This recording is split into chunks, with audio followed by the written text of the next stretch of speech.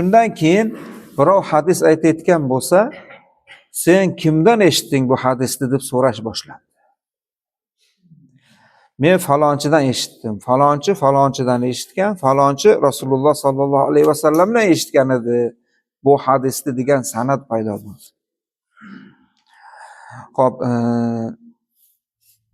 o'sha odam ishonchli odam bo'lsa, ahli sunnatdan bo'lsa, demak shu qabul qilingan o'sha hadis. Agar o'sha hadis ahli sunnatdan bo'lmagan odamlardan rivoyat qilingan bo'lsa, o'sha hadis qabul qilinmagan. Nega? Chunki fitna qilishar ekan. Chunki buzg'unchilik qilishar ekan. Hattoki musulmonlarning xalifasini o'zini qo'li bilan, ya'ni musulmonlarning o'zini qo'li bilan o'ldirishgacha olib bordimi bu fitna? Demak, bu xavfli ekan. Bunda ehtiyot bo'lishimiz kerak ekan.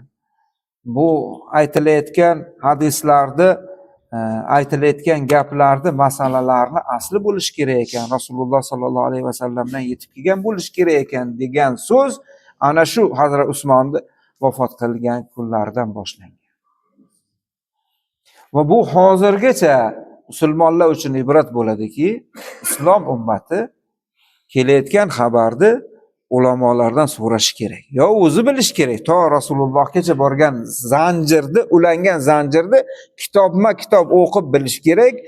O'zi bilmasa bilgandan so'rash kerak. Nega? Chunki mana shunday qangi katta fitnalar turishi mumkin ekan.